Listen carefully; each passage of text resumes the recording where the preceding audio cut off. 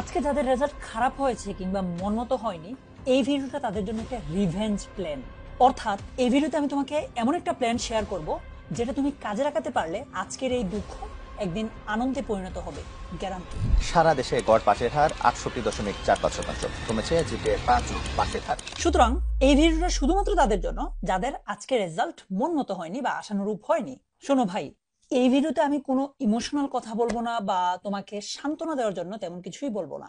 আমি তোমাকে বাস্তব কিছু কথা বলবো। প্রথমত, তোমার রেজাল্ট ভালো না হওয়ার কারণে তোমার আত্মীয় স্বজন, বন্ধু বান্ধব, পাড়া প্রতিবেশী, পাশের বাসার আন্টি, এমনকি তোমার নিজের পরিবারের মানুষজনও তোমাকে আগামী কয়েকদিন একটু খোঁচা মেরে কথা বলবে বা একটু ডিফারেন্ট ওয়েতে তোমার সাথে আচরণ করবে। এটা খুবই স্বাভাবিক।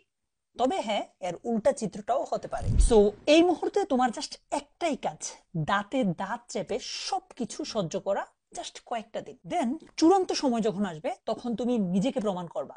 আর সেটা কিভাবে করবা ওই টেকনিকটাই শেয়ার করব এখন। হিসাবটা খুব সিম্পল। রেজাল্ট খারাপ হয়েছে কোন এক্সামে? এসএসসি তে। সামনে কি? এইচএসসি। তাহলে কি আমার কামব্যাক করার সুযোগ আছে নাকি নাই? অবশ্যই আছে। এইচএসসি আমার সামনে এখনো বাকি। সো আমাদেরকে এখন খুব স্ট্র্যাটেজিক ওয়েতে এইচএসসি তে আগাতে হবে। এইচএসসি এর রেজাল্টটা দিয়ে মূলত আমরা এসএসসি তে যে খারাপ রেজাল্টটা করেছি সেটাকে কভার দিতে হবে। তোমাকে বিষয়টা আরো সহজ করে বোঝানোর জন্য বাস্তব একটা এক্সাম্পল দেই। মনে করো তুমি এইচএসসির পর এডমিশনের জন্য ঢাকা বিশ্ববিদ্যালয়ে ভর্তি হতে চাও। এখন ঢাকা বিশ্ববিদ্যালয়ে ভর্তি পরীক্ষা হয় টোটাল ১২০ নম্বরের। তার মধ্যে ২০ নম্বর হয় এসএসসি এবং এইচএসসি রেজাল্টের উপর। ফর এক্সাম্পল, তুমি এসএসসি তে জিপিএ 5 পেলে, এই 5 এর সাথে ওনারা 2 গুণ করবে, কত হয়? 5 দুগুণে 10। তার মানে তোমাকে 20 এর মধ্যে 10 নম্বর দিয়ে দিবে। সো ধরলাম তোমার রেজাল্ট খারাপ হয়ে জিপিএ 4 পেয়েছো। সো 4 এর মধ্যে তোমাকে কত দিবে? 4 দুগুণে 8। অর্থাৎ তুমি 10 এ 8 পেয়েছো, 2 অলরেডি হারাই ফেলছো। এখন এইচএসসি তে তুমি যদি ভালোভাবে পড়ে ওই যে জিপিএ 5 এর মধ্যে 5ই পাও, তাহলে কত পাইলা? 5 এর সাথে 2 গুণ দিলে 10 হবে। সো 10 এ 10 পেলে টোটাল 18 পেয়ে গেলে। বাকি রইল জাস্ট 2 নম্বর। ওই 2 নম্বর তুমি কিভাবে কভার করবে?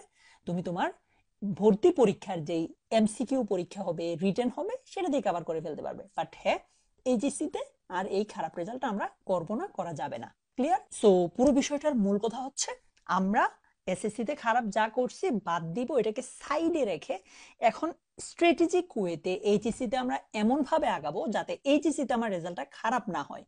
আর এসএসসি তে অলরেডি আমি যে নম্বরটা কম পেয়েছি, এইচএসসি এর পুরো জার্নিতে আমি এমন ভাবে পড়াশোনা করব যাতে এডমিশন টেস্টের পরীক্ষাতে গিয়ে আমি এটা দিয়ে মানে আমার পরীক্ষার নাম্বার দিয়ে এটা কভার দিয়ে দিতে পারি। আশা করি তোমাকে আমি পুরো ক্যালকুলেশনটা বুঝাতে পেরেছি যে আমাদের সামনের দিনগুলোতে কিভাবে